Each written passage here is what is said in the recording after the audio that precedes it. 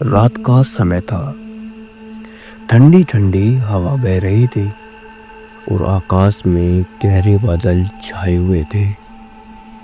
हम तीन दोस्त लल्लन, जयवीर और श्याम तीनों उस गहरे अंधेरे को चीरते हुए आगे बढ़ रहे थे। यार ललन, और कितना टाइम लगेगा पहुंचने में? अरे भाई थोड़ा इंतजार करो, 10 मिनट में पहुंच जाएंगे। हाँ भाई जय, तूने कैंप फायर का सारा सामान रख लिया था ना गाड़ी में? कहीं पहले की तरह भूल तो नहीं गया? हाँ भाई हाँ, मैंने कैंप फायर का सारा सामान रख लिया है, कोई भी सामान नहीं छूटा। और तीनों ऐसे ही बातें करते हुए एक बीच पर पहुंच जाते हैं। हमने गाड़ी से अपना सामान निकाला और अपना अपना टेंट लगाना शुरू कर दिया।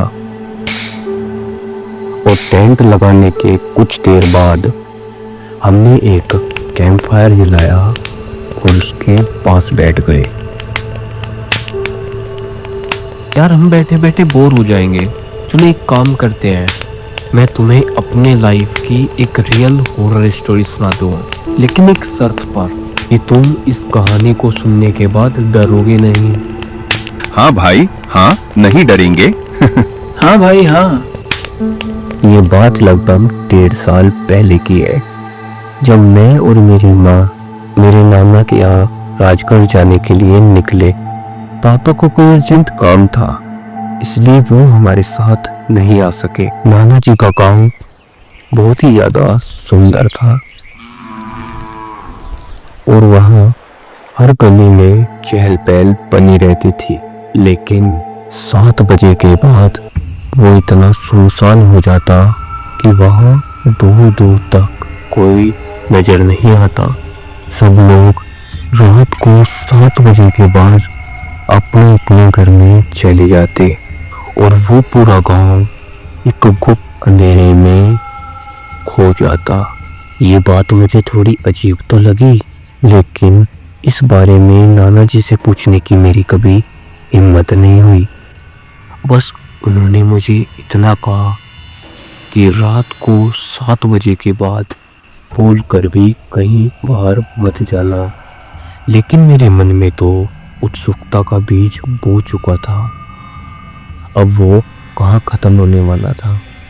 एक दिन रात के लगभग 10 बज रहे होंगे। गांव का एक आदमी मदन, वो दिन के समय शहर गया था, लेकिन उसे लौटते लौटते काफी देर हो चुकी थी और रात के लगभग 10 बज चुके थे। मदन ने महसूस किया कि मानो उसके पीछे पीछे कोई औरत चल रही हो। वो काफी डर चुका था, लेकिन उसने हिम्मत जुटाई और वो आगे बढ़ता रहा। सुनिए ना, सुनिए तो सही, मैं भी तो आपके साथ ही आ रही हूँ, जरा धीरे चलिए। लेकिन जैसे ही वो पीछे मुड़ता है, उसके पैरों तले जमीन ही खिसक जाती है। मंजरी तुम? मंजरी नहीं, तेरी मौत। उसकी आवाज उस गुप्त अंधेरे में खो गई। सुबह को जब मैं उठा तो मैंने देखा कि बाहर से किसी के रोने की आवाज आ रही है। जैसे ही मैं बाहर गया तो मैंने देखा कि एक औरत रो रही है और माँ उसके पास बैठी है और उसको चुप कराने की कोशिश कर रही है। चुप, शांत हो जा मंजरी, शांत हो जा, चुप हो जा। देख, रो मत, सब ठीक हो जाएगा, शांत हो जा। अगर तू रोएगी तो कैसे काम चलेगा? मेरे पति मदन कल शहर गए थे, पूरी रात गुजर गई पर वे अब तक नहीं लौटे। मेरा मन घबरा रहा है, कहीं उनके साथ कुछ अनहोनी तो नहीं हुई। इस घटना के बाद मैं काफी डर चुका था। जब शाम के 7 बजे तो रोज की तरह सब लोग अपने घरों के अंदर चले गए और फिर से वो गांव अंधेरे में खो गया। मैं भी खाना खाकर अपने बिस्तर पर लेट गया और कुछ देर बाद मुझको भी नींद आ गई। रात को अचानक एक आवाज आई। लल्लन, लल्लन, लल्लन, लल्लन, देखो मैं आ गई। आओ, आओ मेरे पास। तुम्हें मेरे बारे में जानना था ना? लल्लन, लल्लन। मुझे ऐसा लगा मानो मैं उसकी बातों से सम्मोहित सा हो रहा हूँ।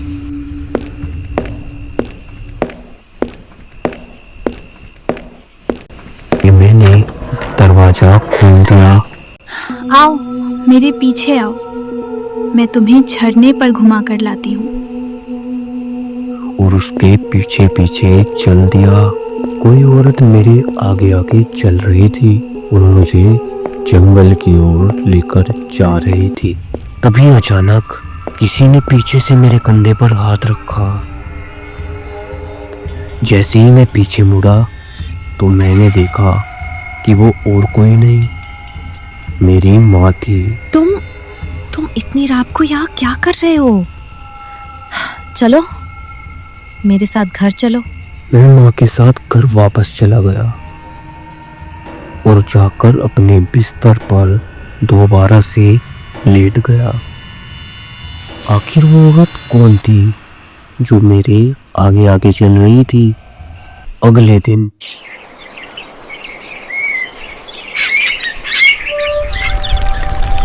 मैं घर पर काफी ज्यादा बोर हो रहा था, तो मैंने नाना जी से कहा, नाना जी मैं घर पर काफी बोर हो रहा हूँ, चलिए ना हम जंगल में जो झरना है उस पर घूम कर आते हैं। और मेरी इस बात को सुनकर मानो उनके चेहरे का तो रंग ही उड़ गया हो, लेकिन मेरी बात को काटते हुए वो बोले, देखो झरना गांव से बहुत दूर है और अब इतनी दूर चल पाना मेरे बस में नहीं है। तुम भूल कर भी वहां मत जाना, क्योंकि वहां जंगल के जानवर रहते हैं, वे नुकसान पहुंचा सकते हैं। मैंने हाँ में सिर हिलाया और उनको हाँ कर दी। रात को सब अपने घरों में चले गए और फिर से उस गांव में सन्नाटा छा गया। मैं अपने बिस्तर पर लेट गया, लेकिन कुछ देर बाद मुझे किसी की आवाज आई। लल्लन, लल्लन। जैसे ही मैंने ध्यान से सुना कि वो कल वाली लड़की की आवाज है। देखो मैं हूँ तुम्हारी कल वाली दोस्त। आओ, आओ मेरे पास। तुम्हें झरने पर भी घूमने जाना था ना? मैं तुम्हें वहां घुमा कर लाती हूँ। मेरे मन में काफी ज्यादा उत्सुकता थी। ना चाहते हुए भी मैंने दरवाजा खोल दिया और उसके पीछे पीछे चल दिया। आओ मेरे पीछे आओ, मैं तुम्हें झरने पर घुमा कर लाती हूँ।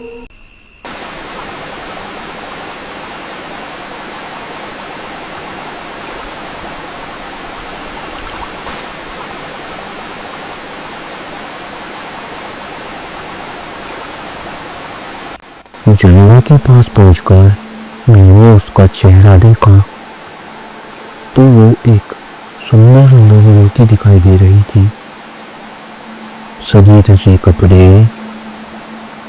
उसने मुझसे कहा, देखो मैं तुम्हें यहाँ तक लेकर आई और मैंने तुम्हें झरना भी दिखाया। अब इसके बदले तुम्हें भी मेरी एक मदद करनी पड़ेगी। तुम करोगे ना? बोलो, तुम मेरी मदद करोगे ना? इस बात पर मैंने हाँ में सिर हिला दिया, क्योंकि मुझे जानना था कि आखिर वो लड़की कौन है और वो मुझको यहाँ क्यों लाई, और आखिर गाँव में ऐसा चुन क्या रहा है जिसके बारे में मुझको अभी तक नहीं पता। मैं उसके पीछे पीछे चल दिया। वो मुझे एक जगह पर लेकर गई जहाँ पर एक गोल घेरा बना हुआ था और उसके बीचों बीच एक अग्निकुंड के जैसा कुछ रखा हुआ था और उसके पास एक खोपड़ी भी रखी थी और साथ ही तंत्र का बहुत सा सामान था। हम दोनों उस गोल घेरे में बैठ गए। उसने अग्निकुंड में आग जलाई और कुछ मंत्र बुदबुदाते हुए कुछ क्रिया करने लगी और कुछ देर बाद पास में रखे एक खंजर को उठाया और अपने हाथों पर एक कट लगाकर वो अपने खून की कुछ बूंदे उस अग्निकुंड में डाल दी। तुम्हारे खून की भी कुछ बूंदें चाहिए। अपना हाथ आगे करो। लेकिन जैसे ही मैंने अपने हाथ को आगे किया और उसने मेरे हाथ को पकड़ने की कोशिश की तो उसे एक चोट का झटका लगा और वो दूर जाकर गिर पड़ी। धोखा धोखा, तुमने ऐसा क्यों किया? और वो वहां से भाग गई।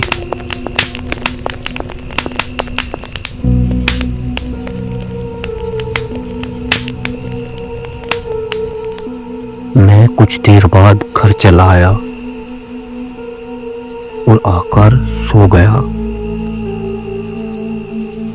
लेकिन अगले दिन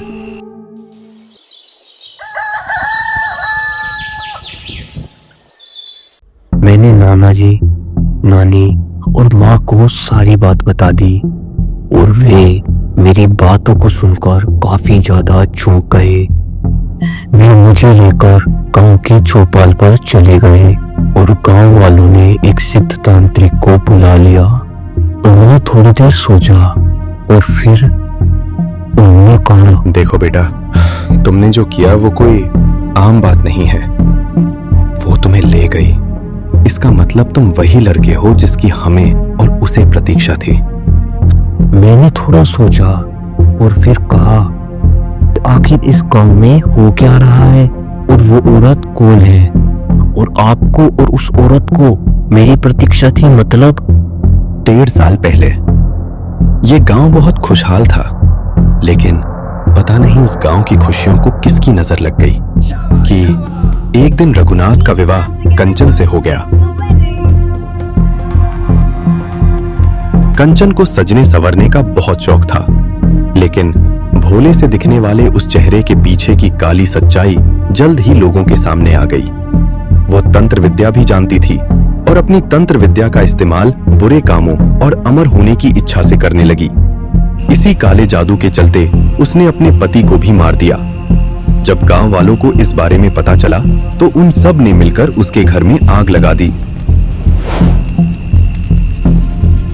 और उसको घर से बाहर निकालकर मार डाला। लेकिन उसका बदला कहां पूरा होने वाला था। वह अपना प्रतिशोध लेने के लिए वापस आई और तब से रात को 7 बजे के बाद जो भी इंसान घर से बाहर निकलता है वो उसको मार देती है। लोगों में डर का माहौल फैल गया और लोगों ने घर से निकलना बंद कर दिया। मैंने उनसे कहा, लेकिन मेरी प्रतीक्षा थी मतलब, और उसने उस क्रिया के लिए मुझे ही क्यों चुना? जिसके कंधे पर जन्म से ही चंद्रमा का निशान है, केवल वही एकमात्र शख्स है जो उसको मार सकता है और साथ ही एकमात्र वही शख्स है जो उसकी ताकत को और उसके शरीर को वापस दिलाकर उसको हमेशा के लिए अमर करा सकता है।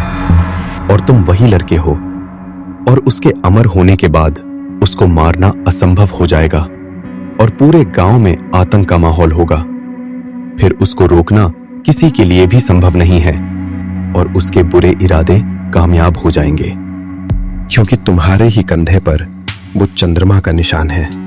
और अगर तुम उसके साथ उस अग्निकुंड में उसके खून के साथ अपना भी खून प्रवाहित कर देते और बाद में जो मटका तुम्हारे पास रखा था उसका जल ग्रहण कर लेते, तो तब वो हमेशा के लिए अमर हो जाती, उसका शरीर भी वापस आ जाता। लेकिन अगर तुम हमारी बात मान लो तो उसे हमेशा के लिए खत्म भी किया जा सकता है। लेकिन कैसे? मैंने थोड़ी उत्सुकता से कहा। तब उन्होंने मुझे सारी बात समझा दी अब मेरी पूरी बात समझ आ चुकी थी।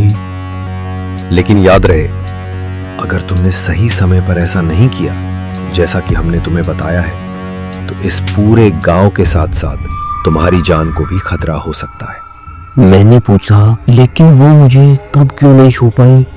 क्योंकि उस रात तुमने रुद्राक्ष पहना हुआ था, इसलिए वो तुम्हें छू भी नहीं सकी। जब तक ये रुद्राक्ष तुम्हारे गले में है, उसकी शक्ति तुम पर असर नहीं करेगी। लेकिन यही उसकी सबसे बड़ी रुकावट भी है। इसलिए आज रात तुम्हें वो रुद्राक्ष उतारना होगा, तभी वो तुम्हारे पास आ पाएगी और तभी सब कुछ खत्म करने का मौका मिलेगा।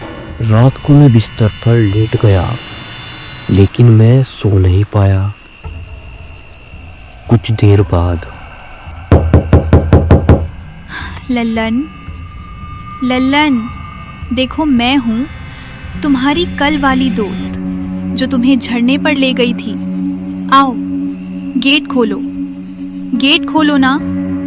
लल्लन, लल्लन, मैंने तो तुम्हारी मदद कर दी, लेकिन अब तक तुमने मेरी मदद नहीं की। और हाँ, रुद्राक्ष की माला निकाल कर आना। मैंने ऐसा ही किया और उसके पीछे पीछे चला गया। वो फिर से मुझे उसी स्थान पर ले गई और फिर हम उसी घेरे में बैठ गए। कुछ देर बाद उसने कुछ मंत्र बुदबुदाए और फिर अपने हाथ पर एक कट लगाया और अपने खून की कुछ बूंदें उस अग्निकुंड में गिरा दी। और फिर उसने मुझे अपना हाथ आगे करने को कहा, लेकिन जैसे ही उसने कट लगाने की कोशिश की तो मैंने ऊपर चांद की ओर देखा और एक खंजर निकलकर तुरंत उसके पेट में घोंप दिया। धोखा! तुमने ऐसा क्यों किया? मैं तुम्हें छोड़ूंगी नहीं, सुना तुमने? मैं तुम्हें नहीं छोड़ूंगी। तुमने क्या सोचा था तुम जीत जाओगी? मुझे गांव वालों ने पहले ही बता दिया था कि तुम्हारी ये क्रिया रात को चांद की रोशनी में ही हो सकती है और तुम्हारी हमेशा की ये मौत तभी हो सकती है जब आकाश में चांद पूरा दिखे और चांद की रोशनी तुम्हारे शरीर पर पड़े, क्योंकि उस समय तुम्हारी शक्तियाँ काफ़ी ज़्यादा कमज़ोर हो चुकी होंगी और इस अभिमंत्रित खंजर से तुम हमेशा हमेशा के लिए इस गांव को छोड़कर चली जाओगी और उसके मरने के बाद हमेशा हमेशा के लिए वो काली रात समाप्त हो गई।